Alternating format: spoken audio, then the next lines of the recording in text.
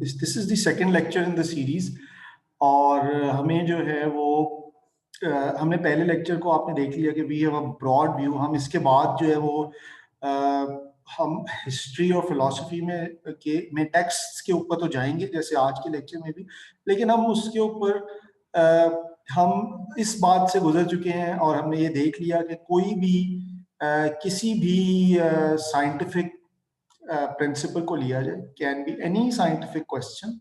अभी तक की जो बात हुई, अगर किरण के क्वेश्चन से मैं एक लीड लेते हुए अगर देखूं कि you have any scientific question, ठीक है, मिसाल के तौर पे एक एग्जांपल है कि आपके पास आपने ये सवाल उठाया कि जी व्हाट इज, एक बहुत सिंपल सवाल कि what is the nature of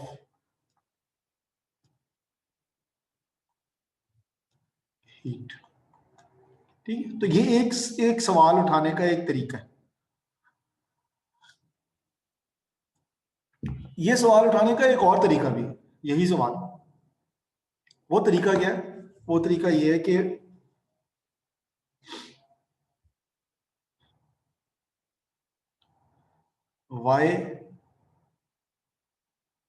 why do things get hot when put on a burner? ठीक है, यानी ये थिंग्स की जगह आप कह रहे हैं why does water get hot when put on a burner? देखें, ये दो सवाल पूछे गए हैं। इन दोनों सवालों में किरण आप मुझे बताएं, इन दोनों सवालों में क्या फर्क है? जी किरण।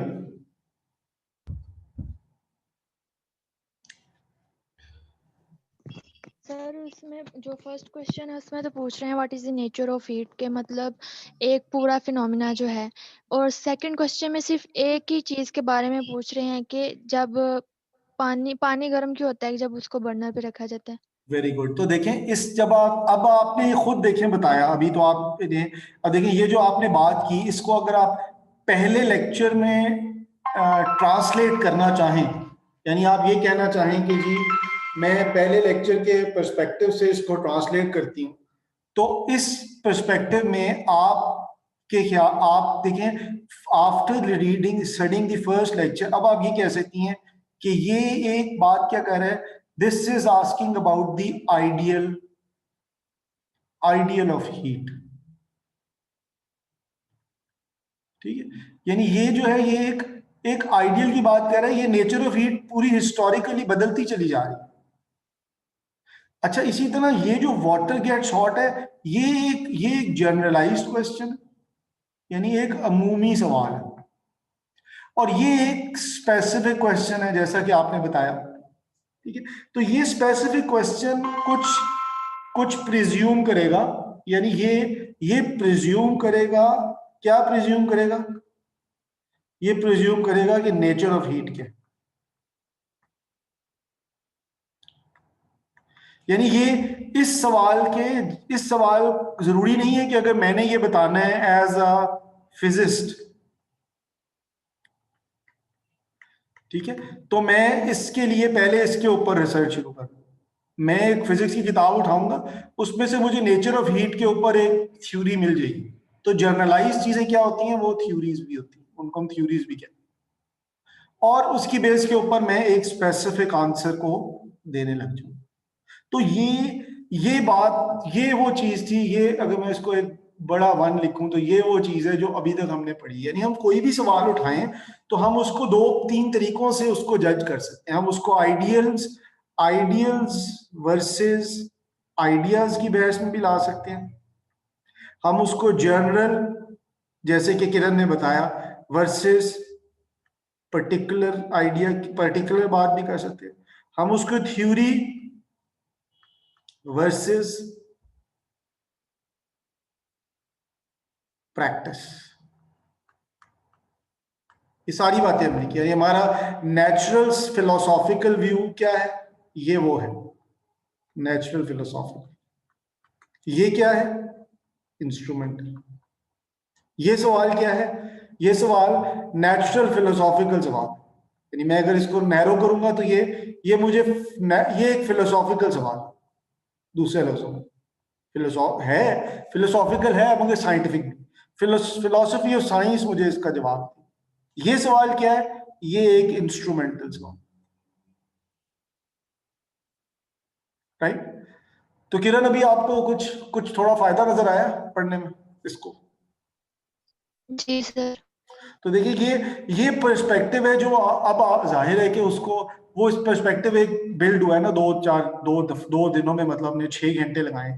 तो हम अब ये सारी चीजें आपके जहन में, यानी आप इस तरह भी देख सकते हैं, इस तरह भी देख सकते हैं, ऐसे भी देख सकते हैं, ऐसे भी देख सकते हैं, यानी आप हर हर तरीके से जो है वो उसको देख सकते हैं आंसर को, कि उस आ,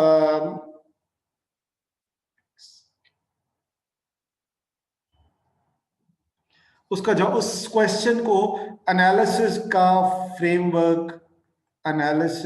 एक फ्रेमवर्क हमें मिल गया, और वो एनालिसिस का फ्रेमवर्क जो है वो हिस्ट्री और फिलोसफी से में। तो this one is about knowledge and objectivity. हमने जो इसका पहला पोर्शन रखा है वो है नॉलेज पे, और दूसरा है ऑब्जेक्टिविटी पे। नॉलेज क्या है, नॉलेज आप सबको पता है कि जी नॉलेज इल्म है, हम उसकी आसान जबान में हम कहते हैं इल्म, और यानी जानना चीजों को, टू नो,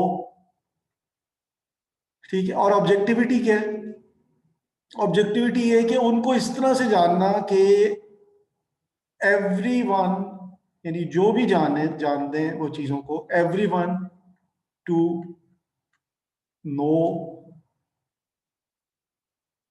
इट इन दी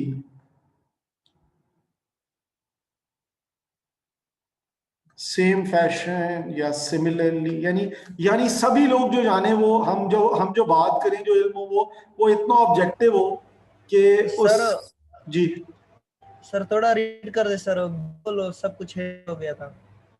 अच्छा, मैं ये बता रहा था कि इस लेक्चर में हमने नॉलेज और ऑब्जेक्टिविटी के ऊपर बात करी। पहला सवाल तो ये कि नॉलेज क्या है, जानने के क्या मानी है, और दूसरा ये कि जानने के अंदर फोर्स कितनी है, क्या हम जो जानने, जाहिर है हम जो भी मेडिकल की थ्योरी, हमने अभी 2 केमिस्ट्री की थ्योरीज देखी, हीट की थ्योरीज देखी, फिजिक्स की थ्योरीज देखी, तो हम क्या कहते हैं कि वो थ्योरीज तो जाहिर है हम उनके ऊपर नॉलेज कह रहे हैं। तो नॉलेज में हम क्या कहते हैं, हम एक क्लेम करते हैं, कोई भी हमारा एक दावा होता है कि जी ये हमारी क्लेम।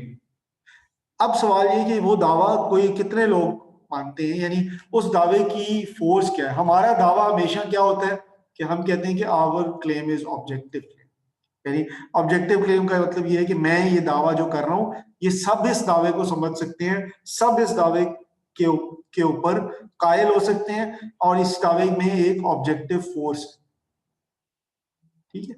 उस, यानी मैं जिस चीज को जानता हूं वो उसके ये एक किस्म की डिग्री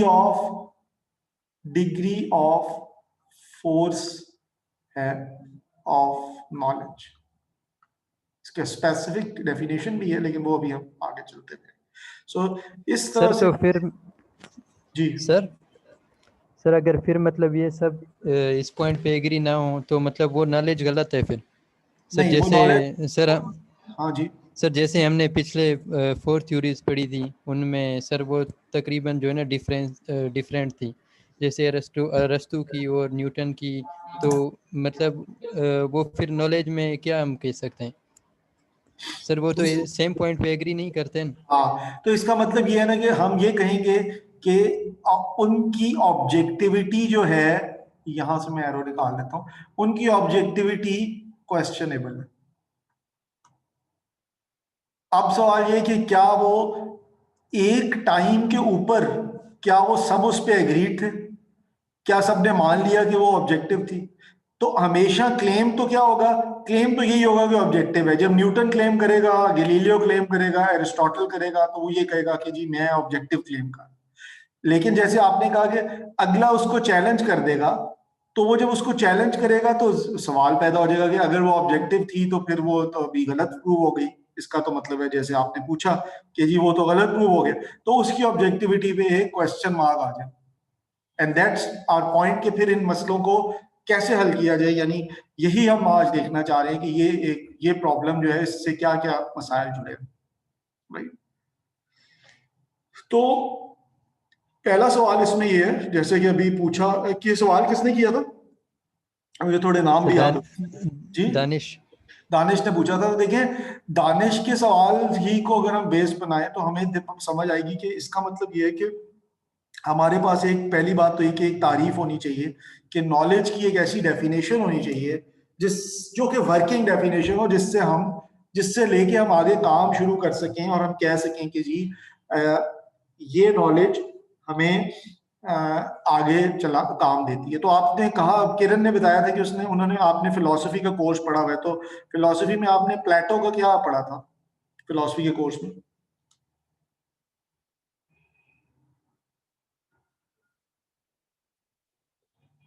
जी किरण।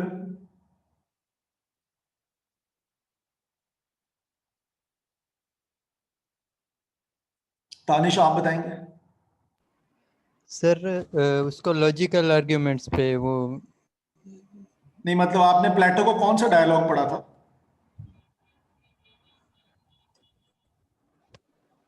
Gorgeous sir. गॉर्जियस पढ़ा था। तो गॉर्जियस देखें, यस तो सर गॉर्जियस पढ़ा था ना।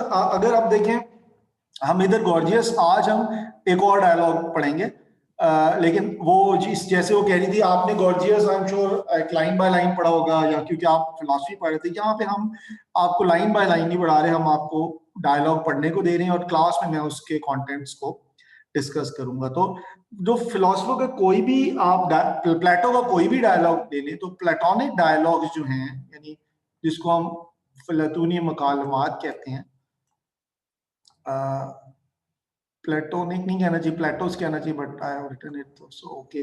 तो प्लेटोनिक डायलॉग्स जो हैं, उनका एक मेन मसला क्या है, उनका सबका मेन मसला है प्रॉब्लम ऑफ नॉलेज। यानी वो ये सवाल ही प्लेटो के लिए एक सबसे इंपॉर्टेंट सवाल है कि मेरा जो प्रॉब्लम ऑफ नॉलेज जो है वो उसके लिए एक बड़ा ही बहुत बड़ा इशू है। और अगर हम प्लेटो की बात ना करें और फिलहाल अगर हम जर्नली वर्किंग डेफिनेशन को भी देखें, तो अगर हम अपनी जबान में ही देखें, तो हमारे पास देखें कितने किस्म के लफ्ज यूज होते हैं। मतलब मैं इधर एक लफ्ज लिखता हूँ, इल्म है, ठीक है, हमारे पास जी एहसास है, ठीक है, इदराक है, ठीक है, आगही है, उसके बाद और कोई लफ्ज बता सकता है इल्म का? सूझबूझ है, ठीक है, खबर है। मतलब ये सारे जितने भी लफ्ज हैं, ये सारे देखें, इन सब में कुछ ना कुछ कोई ना कोई चीज है जो कि फर्क है, यानी इतला है। कुछ इल्म के तरीके हैं, कुछ रास्ते हैं, हम उनको मुख्तलिफ तरह दूसरी जबानों में ट्रांसलेट करते हैं। तो हमें ये प्रॉब्लम हमेशा रहता है कि यानी इल्म वर्किंग डेफिनेशन ऑफ नॉलेज के साथ एक और मसला भी जुड़ा हुआ है, और वो डाउट का मसला, यानी कि शक। मिसाल के तौर पे आपने फिल्म देखी होगी, किस किस ने देखी है फिल्म मैट्रिक्स? कोई बता सकता है जिसने मैट्रिक्स देखी? बिलाल ने देखी है, बट लोग हाथ खड़ा कर रहे हैं, ठीक है। तो देखिए, मैट्रिक्स का सवाल क्या है, यानी मैट्रिक्स का सवाल ये कि अगर हम अभी हमारे पास क्या क्या प्रूफ है इस बात का, व्हाट इज द प्रूफ के we are not a brain in jar. यानी मैं कैसे ये प्रूव कर सकता हूँ? हो सकता है मैं किसी लैब में एक ब्रेन हो, हम सारे, और आपस में बातें कर रहे हो। तो ये प्रॉब्लम्स दुनिया के बहुत ही पुराने प्रॉब्लम्स हैं। और फर्ज करें कि मैं कहता हूं कि जी ये तो आप बहुत रेडिकल बात कर रहे हैं, और ये रेडिकल आपका ये रेडिकल हाइपोथेसिस जो है वो हम ये कहते हैं कि जी this radical hypothesis is wrong. और रॉन्ग क्यों है? कहते हैं जी कि आप बस इसको मान लेंगे, नहीं ये बात नहीं हो सकती, दिस इज ये हम खुद पे डाउट नहीं करते एटलीस्ट, यानी कम से कम हम इस बात को नहीं मानते और हम इससे आगे चलते हैं। तो फिर भी हम इन सब लफ्जों के ऊपर आके फंस जाएंगे। यानी अब भी सवाल ये होगा कि अच्छा अगर आप ये बात नहीं मानते, आप डाउट करते हैं, तो फिर अब सवाल ये है कि आप ये मानते हैं कि जी आपका एहसास, आपका इदराक आपके पास, यानी ये अगर शक किया जाए तो इसका मतलब है कि मेरे पास ये है कि मैं अपनी सेंसेस की मदद से इल्म हासिल कर, जिसको हम फिलॉसफी में सेंस डेटा भी कहते हैं। ठीक है, तो मेरे पास, मैं देखता हूँ चीजों को, मैं उनको समझता हूँ, लेकिन जब हम सेंसेस को देखते हैं तो हमें नजर आता है कि हमें कभी तो कोई चीज मतलब हम ख्वाब भी देखते हैं, हमारे पास एक ड्रीमिंग की वो है, हम मुख्तलिफ कलर्स देखते हैं। मिसाल के तौर पे हम रेड से लेकर ब्लू तक एक कलर के स्पेक्ट्रम को देखते हैं, लेकिन क्या होता है कि कुछ इसके बाहर कुछ कलर एक स्पेक्ट्रम है पूरा, जो इंफ्रारेड का स्पेक्ट्रम है, वो हम नहीं देख सकते। तो इसका मतलब है कि हमारे पास, अच्छा उसके बाद हमें सेंसेस ड्यूप भी करती हैं, यानी हमें मुख्तलिफ हेलुसिनेशंस होती हैं कि हमें हमें रेगिस्तान में सराब नजर आते हैं, रोड के ऊपर जो है वो हमें मुख्तलिफ गर्मी होती है तो एक अजीब सा हमें व्यूज नजर आते हैं, पिक्चर्स नजर आती हैं, देन वी सी ड्रीम्स, हमें ख्वाब हम देखते हैं। तो ये भी हमारे सामने की बात है कि जो हमारा जो जहन है उसका हमारी सेंस डेटा को लेकर जो प्रोसेस करता है, तो लोगों के अंदर थोड़े से, और उसके लिए भी हमारे पास इस चीज को भी प्रूव करना कि जो हम सेंस डेटा से ले रहे हैं क्या वो दुरुस्त है या वो गलत है, ये भी एक बहरहाल एक इस चीज का मतकाजी है कि एक वर्किंग डेफिनेशन हमारे पास होनी चाहिए। तो इस पर्सपेक्टिव से अगर बात को, इस बेस को अगर एक्सेप्ट कर लिया जाए, तो फिर फैक्ट ये है कि हमारे पास दो चीजें बनती हैं, एक बनती है अपीयरेंस और एक बनती है वर्सेस रियलिटी। यानी हम इन दो चीजों में मुख्तलिफ रहते हैं, हमें ये पता नहीं चलता कि चीजें हमें कैसे नजर आती हैं, यानी how they appear to us and how they actually is. यानी ये दो चीजें बड़ी फर्क हो जाती हैं, ये एक चीज है और ये दूसरी चीज है, यानी इन दोनों के बीच में एक गैप होता है जो हमें कवर करना, और ये वो गैप है जो कि नॉलेज और ऑब्जेक्टिविटी का गैप भी हम इसको कह सकते हैं। और अभी हम आगे देखेंगे कि इस गैप को कवर करना भी एक साइंस का एक बहुत बड़ा, फिलॉसफी साइंस का एक बहुत बड़ा मसला है। ठीक, तो ये भी बात इसी तरह जैसे बहुत से आपने देखा जब प्लेटो से हुई, तो यहाँ भी प्लेटो है, और यहाँ जो हम प्लेटो का डायलॉग पढ़ रहे हैं उसका नाम है मीनू। यहाँ आपने गॉर्जियस पढ़ा हुआ है, ये डायलॉग है मीनू। तो जैसा कि आप जानते हैं प्लेटो के बहुत से डायलॉग उनके नाम उन्हीं के ऊपर होते हैं, जिनको सारे तो नहीं लेकिन काफी सारे, जिसमें के जो कि उनका जिससे उसका डायलॉग होता है। तो प्लेटो का अगर आप डायलॉग देखेंगे तो प्लेटो के पास मतलब इन डायलॉग्स में प्रॉब्लम ऑफ नॉलेज जो है वो मीनो का एक, जनरली भी प्लेटो का वो है। और मैं थोड़ा सा अगर उसका बैकग्राउंड बता दूं तो प्लेटो के यहाँ तमाम ही डायलॉग्स में नॉलेज जो है वो नॉलेज नहीं है जिस तरह हम आज नॉलेज, उसके लिए नॉलेज वर्च्यू। ठीक, वर्च्यू क्या होता है? कोई आंसर देगा जी, व्हाट इज वर्च्यू उर्दू में? एनीवन? नेकी। नेकी। ठीक है, तो हम उसको नेकी भी कह सकते हैं। ठीक है, जवाब वी कैन कॉल इट नेकी, वी कैन कॉल इट खैर, या ब्रॉडली देखा जाए तो अच्छाई है। तो प्लेटो का मसला ये है कि अगर आपके पास, वो ये कहता है कि इन दोनों को एक दूसरे से अलहदा करना जो है वो इम्पॉसिबल है, ये एक दूसरे के साथ बड़े स्ट्रांगली जुड़े हैं। और इसकी वजह ये है कि वो इसी वजह से उसके पास प्लेटो के प्लेटोनिक फ्रेमवर्क में नॉलेज और एथिक्स यानी अखलाकियात, इनके मसले वही मसले हैं जो जुड़े हुए। वो कहता है उसका मकसद ये है कि जब आप नॉलेज आपके पास होगी तो ही आप उसके लिए तो ही आप ठीक काम कर सकेंगे, और ठीक काम से वो ब्रॉडली स्पीकिंग देखा जाए तो आप यू विल बी, यानी जिसको कहते हैं कि गुड, अब वो गुड सिटीजन भी हो सकता है, गुड टीचर भी हो सकता है, गुड स्टूडेंट भी हो सकता है, गुड पॉलिटिशियन भी हो सकता है। तो इस पर्सपेक्टिव से जो खैर और अच्छाई और इल्म है वो प्लेटो के यहाँ जुड़ा हुआ है। और जस्ट टू रिमेम्बर इट, जी जमशेद। सर नेकी किस सेंस में है? नेकी एब्सोल्यूट सेंस में, यानी ब्रॉडली स्पीकिंग, और if you want to exactly know, Plato के यहाँ जो इन्होंने क्वेश्चन किया, मैं थोड़ा सा उसका बता दूं कि वर्च्यू किस सेंस में। ग्रीक में जो वर्च्यू है ना वो है एरीट, यानी ग्रीक लैंग्वेज में एरीट जो है ना वो है वर्च्यू। उस ग्रीक एरीट का मतलब जब हम उसको ट्रांसलेट करते हैं अंग्रेजी में तो वो बन जाता है वर्च्यू, और जब हम उर्दू में करते हैं तो वो बन जाता है नेकी या खैर या अच्छाई। लेकिन जैसे इन्होंने जमशेद ने सवाल किया कि किस सेंस में, तो आपको देखिए प्लेटो के यहाँ इस तरह के जवाब मिलेंगे। वो कहेगा जी कि गवर्निंग एरीट, ठीक है। फिर वो कहेगा जी मिलिट्री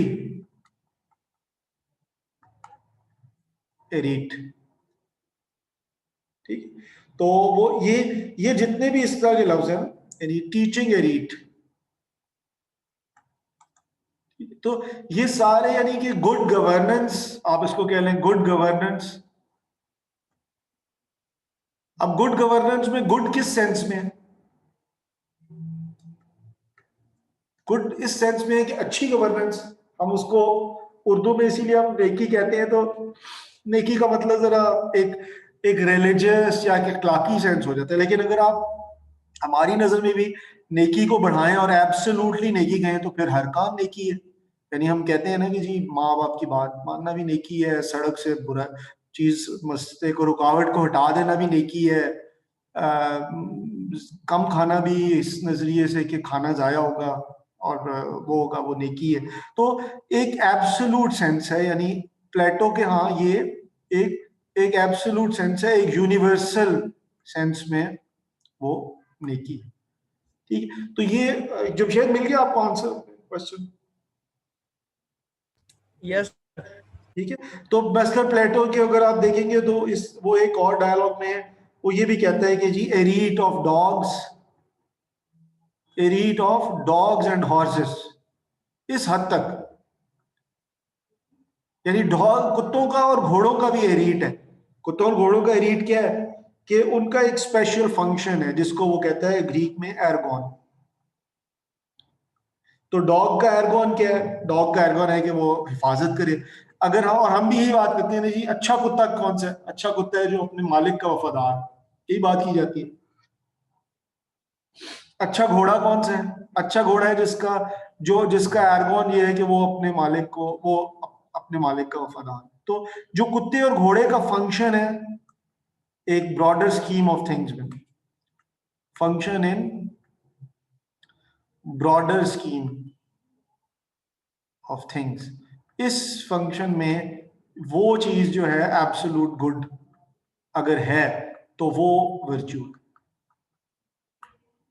राइट। तो ये अच्छा क्वेश्चन था कि जी उससे भी हमें एग्जैक्टली समझ आ गई कि इसका मतलब। सर इसका मतलब ये हुआ जो सर ने के मतलब उसके पास नॉलेज है सर, मतलब जो हमें सेंटेंस से अंडरस्टैंडिंग हो रही है सर, जी बिल्कुल, इसको थोड़ा सर जी बता दें। बिल्कुल।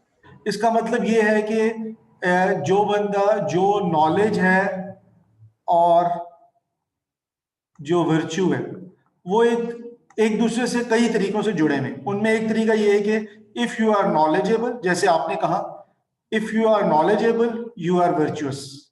क्यों? क्योंकि अगर आपके पास नॉलेज है तो फिर आप उस पर अमल करेंगे, लेकिन अगर आप अपनी नॉलेज के ऊपर एक्ट नहीं करेंगे, इसका मतलब है कि आप फिर आपके अंदर नॉलेज में भी कोई फकदान है ना। तो अगर वो फकदान होगा तो फिर you are not virtuous as well.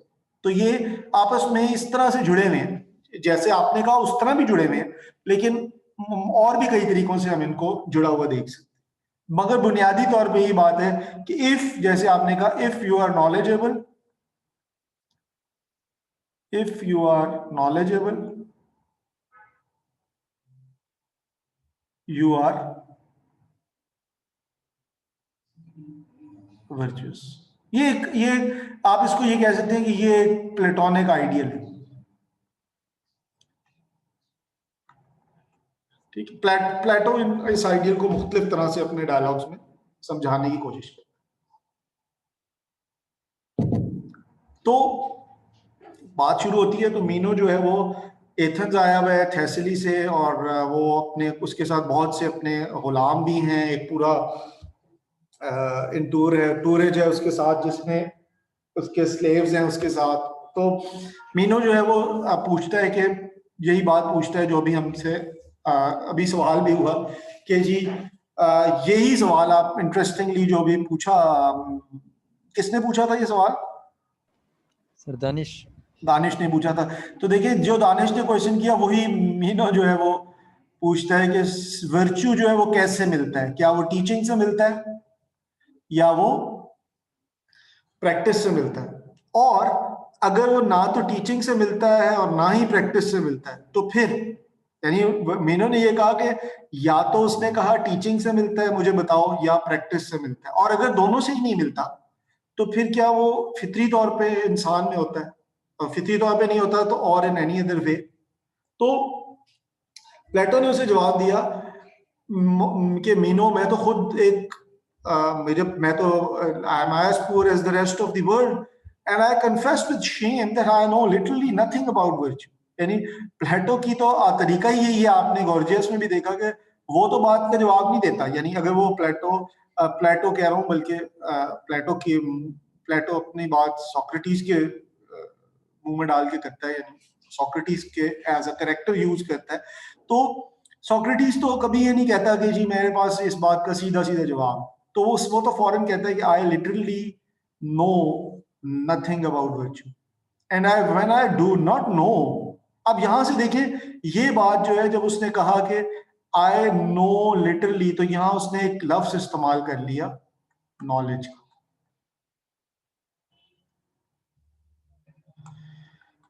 किरण आप देख रही हैं? जी सर। तो अभी आपको लिंक ब्रेक हुआ हुआ नजर तो नहीं आ रहा? मुझे आप बताया नहीं कि ना कि, तो फिर मुझे समझ आ जाएगी कि किस जगह लिंक ब्रेक होता है, ताकि मैं फिर उसको ठीक करूँ। Okay sir. तो देखिए नॉलेज, उसने नॉलेज पूछा, उसने कहा कि व्हाट इज नॉलेज। अब यहाँ पे तो जवाब को सवाल मीनो ने किया था, प्लेटो ने कहा, सोक्रेटिस ने कहा कि मैं वर्च्यू के बारे में कुछ नहीं जानता। एंड जब मैं नहीं जानता, when I do not know, ये ब्रैकेट में ट्रांसलेटर के वर्ड्स हैं, what a thing is, I, यानी यहाँ तो I can not tell you anything about it. और जब मुझे पता ही नहीं तो फिर मैं तुम्हारे सवाल का जवाब कैसे दूं? अगर वो कहता है कि अगर मीनो मुझे तुम्हारे बारे में ना पता हो, if I knew nothing at all of Meno, तो मैं कैसे बता सकता हूँ कि वो फेयर है या ऑपोजिट ऑफ फेयर है, रिच है या नोबल है, या रोज रिच और नोबल का रिवर्स है? तुम क्या, वो कहता है तुम्हें क्या, मुझे इस बात का नहीं।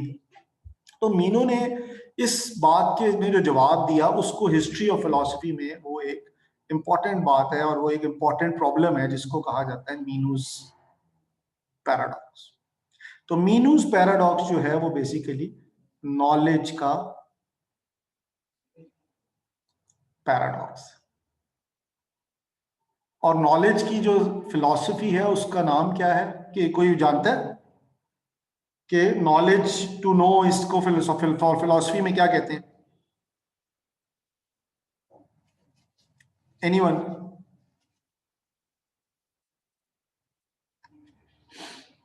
इसको कहते हैं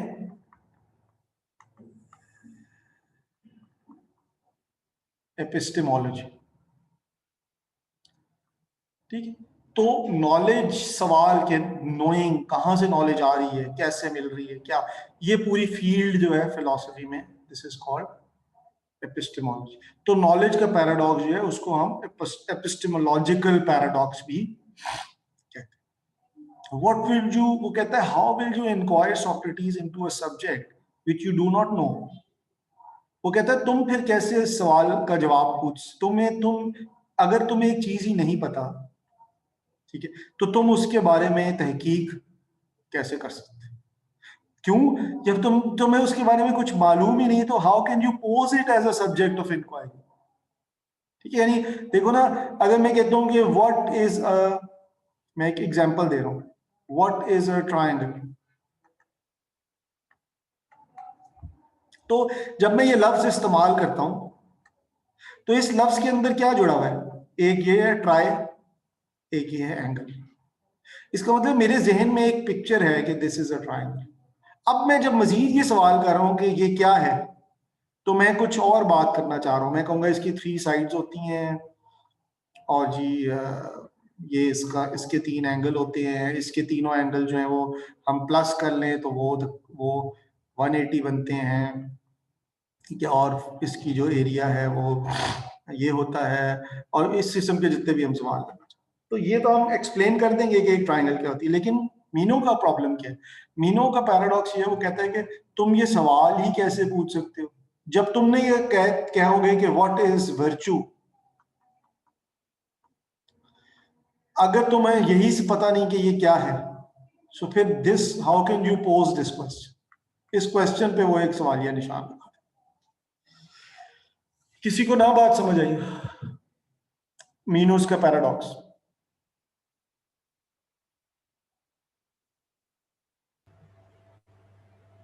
नो सर, समझ नहीं आई। समझ नहीं आई ना? मेरा भी यही ख्याल था। कितने कितने लोगों को समझ नहीं आई? हाथ खड़ा करेंगे।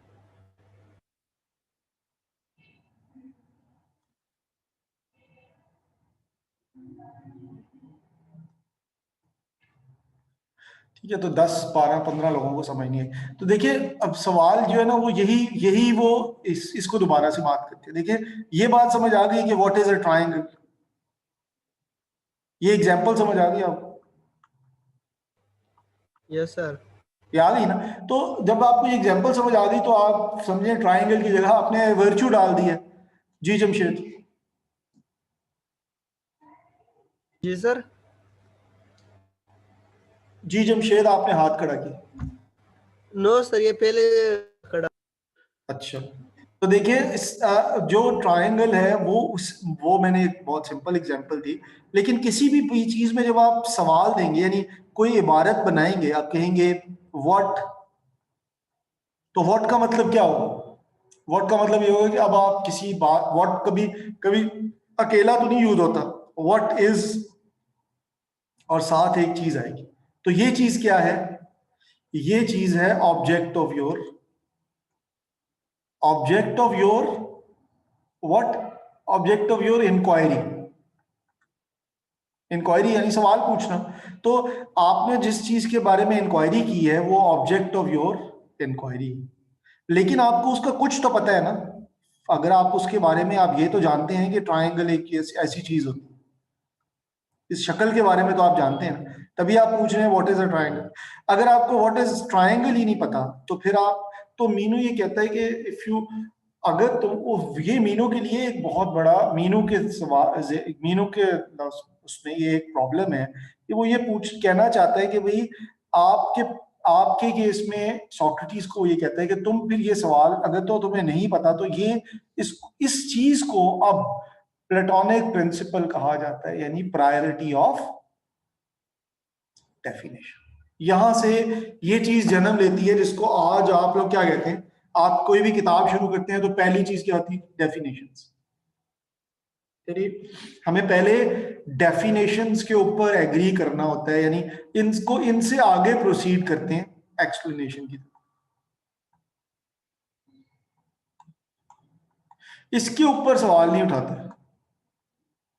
इस पे सवाल उठाया जा सकता है, ये नहीं कि उठाया नहीं जा सकता, लेकिन फिर उस चीज पे सवाल उठाएंगे तो फिर और डेफिनेशंस का एक बाब खुलेगा, और वो कहीं और से आ रही हो, किसी और चीज की definition.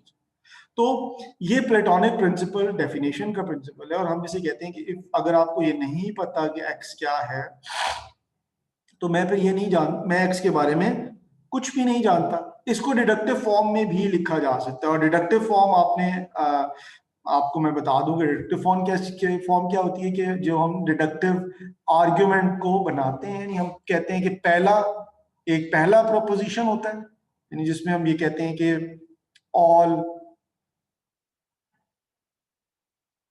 all students are alive, ठीक है। Jamshed is a student. तो मैं देखें, ये पहला प्रोपोजिशन है, ये दूसरा प्रोपोजिशन, इनको हम assumptions भी कहते हैं।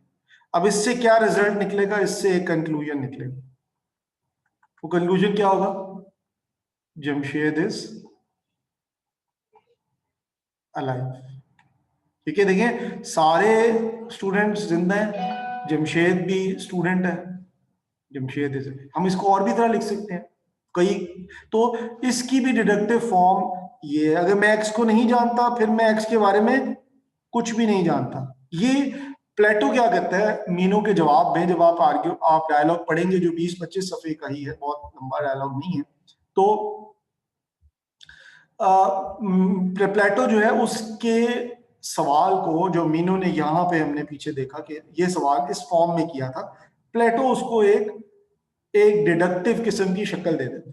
लेकिन वो जो डिडक्टिव शक्ल दे रहे हैं वो बड़ी अजीब सी वो क्यों है? क्योंकि उसमें देखिए एक लफ्जों का एक बड़ा हेर फेर। वो कहता है if I do not know what is X then I don't know anything about, यानी एनीथिंग का एक मसला आ जाता है। अब वो कहता है कि अगर मैं आई don't know anything about x, मैं फिर उसके पर सवाल भी, उसके अंदर मजीद पूछताछ नहीं कर सकता। कुछ तो पता होना चाहिए ना, यानी ये तो पता होना चाहिए कि वर्च्यू के ट्रायंगल एक ऐसी शक्ल होती है, मुझे और कुछ ना बताओ, ये तो पता होना चाहिए। अगर मुझे ये भी नहीं पता तो फिर तो सवाल नहीं उठाया जा सकता। If x is a triangle, तो इन दोनों से मिलके ये बात बनती है कि if I do not know what is X then I can not inquire success. अब जाहिर है कि ये बात तो ये ठीक नहीं हो सकती, इसमें कोई पैराडॉक्स में कोई ना कोई प्रॉब्लम है। और जब भी कभी प्रॉब्लम होता है तो या ये गलत होता है या ये गलत होता है, क्योंकि ये तो कंक्लूजन है, ये तो इन दोनों से मिलके बना है, तो ये तो गलत नहीं हो सकता, ये भी गलत हो सकता है। लेकिन बहरहाल इन दो में से कोई एक चीज के ऊपर ये बेस कर रहा है, तो इनमें से कोई एक गलत हो। मीनू का ख्याल है कि ये गलत है, तभी तो मीनू के जहन में ये पैराडॉक्स है। तो मीनू सोचता है कि शायद ये वाला गलत है, लेकिन असल गलत जो है वो असल में जो गलत आर्ग्यूमेंट है वो ये वाला। बट कैसे, वो भी हम आगे देखते हैं। प्लेटो कहता है कि ये बात गलत है, और वो ये कहता है कि ऐसे नहीं होता कि हम कुछ चीज के बारे में कुछ भी ना जानते हो, यानी वो इसके ऊपर सवाल उठा देता है सेकंड प्रेमिस। यानी वो कहता है कि तुम ये देखो कि ये कैसे तुम कह रहे हो कि we don't know anything about X, ऐसा तो नहीं हो सकता कि हम कुछ ना जानते हो। और इसके लिए वो जिस चीज को जो सोल्यूशन प्रपोज करता है, वो सोल्यूशन उसके पास ये है कि वो कहता है कि एक हमारे पास रिकलेक्शन होती है, और वो उसको कहता है कि हमारे पास कुछ ट्रू बिलीफ्स होते हैं, यानी ट्रू बिलीफ्स कुछ सच्चाइयां होती हैं, कुछ बेसिक सच्चाइयां, या हम उनको कह सकते हैं कि सच्चे एतकादात होते हैं, ठीक है, सच्चे मफरूजे होते हैं, और हम उनको रिकलेक्ट करते हैं, यानी हम उनको याद करते हैं, उनको जहन में लाते हैं। और इस चीज को प्लेटोनिक डायलॉग्स में या प्लेटो की थ्योरी में थ्योरी ऑफ रिकलेक्शन कहते हैं। यानी प्लेटो का मतलब ये है, जो अभी हम आगे देखेंगे, वो कहता है कि ठीक है सोक्रेटिस, लेकिन अब मीनोस से सवाल करता है कि थ्योरी, अगर तुम ये कहते हो कि लर्निंग रिकलेक्शन है, यानी अपनी मेमोरी से या कहीं से लाने का है, तो वो कहता है ये कैसे होता है, ये रिकलेक्शन कहाँ से होती है? यानी हमें तो ये कहा जाएगा कि भाई दिमाग से होती है या किस जगह से होती है। तो प्लेटो सोक्रेटिस कहता है कि मीनो, इससे पहले चूंकि मीनो थोड़ा तंग पड़ चुका है और उसने उससे कुछ थोड़ा सा गुस्से से भी बात की है, तो उसे कहते हैं कि जस्ट नाउ यू वर अ रोग एंड नाउ, अब तो कहते हैं पहले तो तुम बदतमीजी कर रहे थे और अब तुम पूछते हो कि मैं तुम्हें बताऊं कि टीचिंग क्या है। But but when I'm saying that there is no teaching but only recollection, and thus you imagine that you will all मुझे तुम इन बातों में फंसा लो. मीनू कहते हैं indeed Socrates, I protest that I had no such intention. I only asked the question from habit.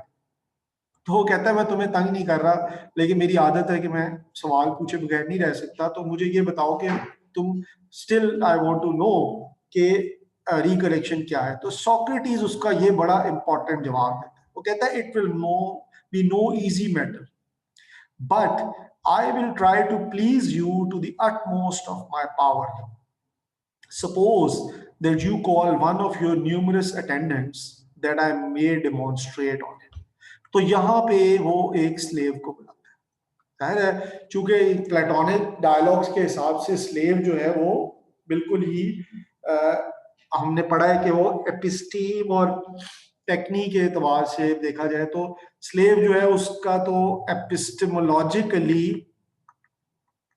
यानी उसकी epistemic sense में कह देता हूं, ठीक है, वो जीरो है. यानी स्लेव को इन बातों का कुछ पता नहीं. तो प्लेटो उसको ये कहता है कि you bring your slave to me, और वो स्लेव को बुला के प्लेटो उसके साथ कुछ डिस्कस करता है. वो उसे कहता है कि यू हैव अभी आप मेरे साथ रहिएगा ताकि आप इस बात को मिस ना करते हैं कि प्लेटो उसको ये कहता है कि you consider you have a square. ठीक है, तो उसका सवाल ये है कि इसको वो सवाल ये बताता है कि how to double the area of this square. Right, तो अगर हम स्क्वायर का एरिया ले, स्क्वायर के यूनिट्स ले लें, यानी हम कहें ये भी 1 यूनिट है और ये भी 1 है, तो स्क्वायर का एरिया क्या होगा जी? Anyone?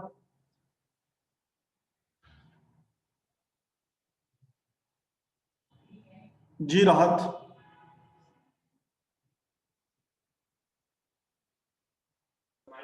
1 unit square sir. 1 unit square होगा ना. तो देखिए अब वो उसको कहता है कि भाई ये 1 यूनिट स्क्वायर है. मैं मिसाल दे रहा हूँ, यानी कि अगर हम इसको देख लें तो हम कहते हैं ये 1 यूनिट स्क्वायर है और तुमने इसको क्या बनाना है? डबल करना है. तो 1 यूनिट का डबल क्या है? 2 यूनिट स्क्वायर. तो वो स्लेव को ये कहता है कि तुम इसको कैसे डबल करो. राइट, तो वो स्लेव क्या कहता है? स्लेव कहता है कि मेरे पास अगर ये 1 यूनिट है तो मैं इसको, स्लेव का पहला जवाब ये होता है कि if this is let's say 1 unit, तो मैं इसकी सब साइड्स को डबल कर दूं. यानी ये स्लेव तो देखिए अपनी एक लॉजिक कर रहा है ना. वो कहता है हर साइड डबल होगी तो मेरा चीज डबल हो जाएगी, इसको भी डबल कर दूंगा. तो जब वो इस तरह डबल करेगा हर साइड को, तो ये स्क्वायर 1 तो नहीं रहेगा, ये तो 1 1 1 1 प्लस 1 हो जाएगा. And this will be equal to 4 square unit, 4 unit square. ठीक है, तो ये प्लेट तो उससे कहता है कि नहीं, इस तरह तो ये 4 हो जाएगा. तुम अगर हर साइड को डबल कर दोगे तो ये तो 4 हो जाएगा. तो स्लेव कहता है ओके, फिर मैं ये करता हूं कि मैं अब स्लेव को समझ आती है कि ओहो ये तो डबल ज्यादा हो रहा है, मुझे तो इसको 4 से कहां लाना है? 2 पे लाना है. तो वो कहता है अच्छा, फिर मैं 1 नहीं करता, मैं हाफ हाफ कर देता. तो वो कहता है कि मैं यहां तक ले जाता. राइट, तो ये बन जाता. तो वो उसे कहता है ये वाला जो तुम कह रहे हो ये तो this will be equal to 9. यानी ये 3 टाइम्स ये साइड हो जाएगी और this will be equal to, यानी हमने उसको 1 से 1 किया था तो ये 1.5 से आप करें तो दिस विल बी 2.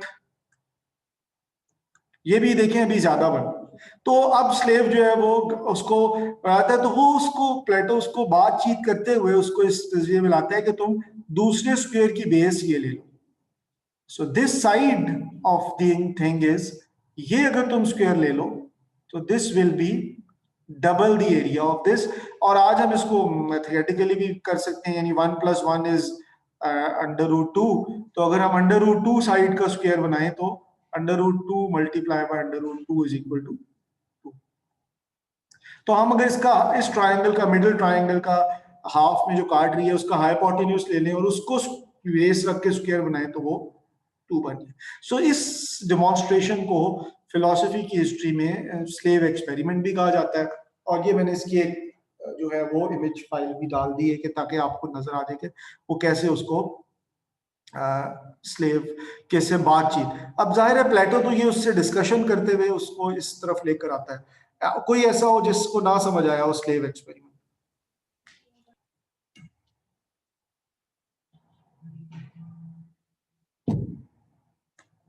ओके जी, दैट्स गुड। जहाँ से आपने कहा है उसे डबल करना है सर, वहां से रिपीट कर दो। क्या करना है? सर ये जब स्लेव जैसे डबल किया था सर, उसके आगे थोड़ा मेरा शेयर इशू तो सही नहीं था सर। देखिए जब आप हर साइड को डबल कर देंगे तो एक साइड 2 हो जाएगी और ये भी 2 हो जाएगी, तो डबल तो नहीं होगा ना, वो तो 4 टाइम्स हो जाएगा। यानी 1 से 2 होना था वो 4 हो जाएगा, गलत हो जाएगा ना।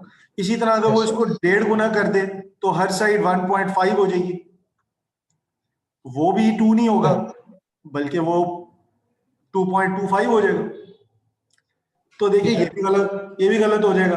तो प्लेटो से बहस करते हुए ये कहता है कि तुम इस ये जो मिडल वाला इसका डायगोनल है इसको एज अ बेस लो तो ये डबल हो जाएगा, ठीक है। Yes sir. और इसके लिए वो ये आर्ग्यूमेंट नहीं देता कि ये √2 होगा, वो उसको पिक्टोरियल या एक लैंग्विस्टिक आर्ग्यूमेंट से उसको इस बात पे ले आता और स्लेव को ये बात समझ आ जाती। तो इस एग्जाम्पल से प्लेटो उसको क्या बताना चाह रहा है मीनो को, यानी वो ये कहना चाह रहा है कि तुम्हारे पास जब इसके बाद क्या होता है, ज्योमेट्री एक्सपेरिमेंट के बाद क्या होता है।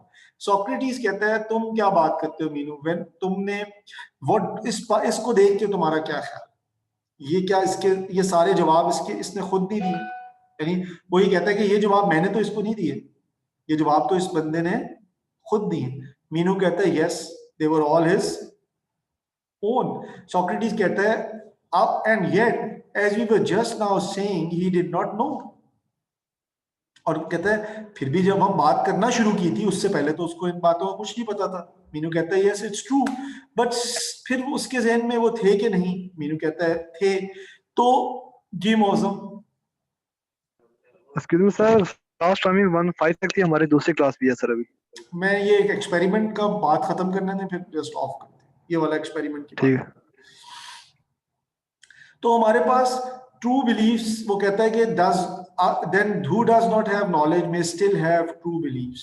तो ये सवाल वो उठाता है और एक और चीज को ऐड कर देता है जिसको हम ट्रू बिलीफ्स कहते हैं। यानी इसका मतलब है कि स्लेव के दिमाग में कोई बात तो पहले से थी और वो कहता है कि वो बिलीफ्स उसके अंदर has just been stirred up in him. यानी उनको किसी ने उनको हिलाया जुलाया है, वो कहीं छुपे हुए थे जैसे कि वो ख्वाब सा देख रहा हूं। एंड अगर उससे बार बार यही सवाल पूछे जाएं मुख्तलिफ तरह से, ठीक है, तो वो इनको जवाब इस तरह वो उन तक पहुंच जाए विदाउट एनीवन टीचिंग हिम, किसी ने भी उसको नहीं पढ़ाया। He will recover his knowledge if he is only asked question. Meenu कहता है कि हाँ ऐसी बात ही।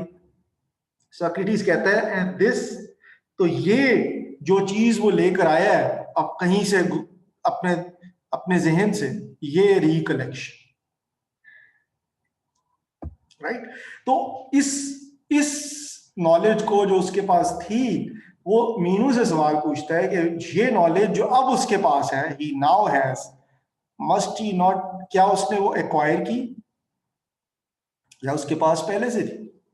क्योंकि वो कहता है कि ही इज नॉट टॉट, ठीक है, तो there is no teacher. Slave geometry तो नहीं पढ़ा हुआ ना, तो वो कहता है कि क्या ये हमेशा से उसके पास थी। मीनू कहता है कि हाँ उसके पास हमेशा से थी। तो वो कहता है कि अगर ये उसके पास हमेशा से थी, if he always possesses knowledge, he would always know, or if he has acquired the knowledge, he could not have acquired it in this life because of no teacher. unless he had been taught geometry, for he may be made to do the same with all geometry and every other branch of knowledge. Now has any one ever taught him all this? You must know about him. वो कहता है तुमने कभी देखा उसे पढ़ते हुए? कहता है मैंने तो कभी नहीं देखा. फिर भी कहता है उसके पास नॉलेज थी. Yes, undeniable. Socrates कहता है but if he did not acquire the knowledge in this life, अगर उसने सारी जिंदगी में ये नहीं ली तो फिर इसने कहीं तो ये नॉलेज हासिल की ना. वो कहता है हाँ वाकई तुम्हारी बात ठीक है. तो फिर वो कहता है कि ये उसने उससे पहले की कि वो आदमी था, यानी इससे पहले की कि वो he was not a man. तो ये कब का टाइम है जब उसने ये की.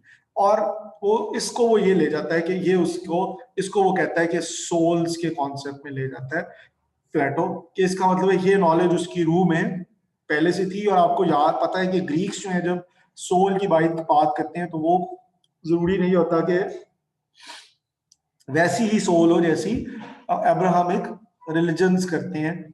वो सोल का एक फिलोसॉफिकल सोल भी होती है, और हम कई दफा उसको पुरानी जबानों में माइंड भी is equal to soul use होती है. राइट, बाहर आगे एक अलग बहस. तो वो कहता है कि तुमने जब उससे सवाल किए तो उसकी सोल में ये बात पहले से थी. ठीक है, और जाहिर है कि इसको करने से अगर सारी सच्चाइयां जो हैं, truth of all things always हमेशा सोल में होती हैं, तो फिर सोल तो इमॉर्टल है, यानी लाफानी है, मर नहीं सकती. Therefore try to what you do not know or rather what you do not remember. तो ये बात अगर आप देखें तो ये खैर उनकी आगे आम बातचीत है, यानी वो उस बात को एंड कर रहे हैं. वो कहता है कि तुम्हारे यहां से सोक्रेटिस पे लाता है कि रिकलेक्शन होती है सोल्स में से, यानी और आप नॉलेज को हासिल करते हैं, और इसको हम ट्रू बिलीव्स भी कहते हैं.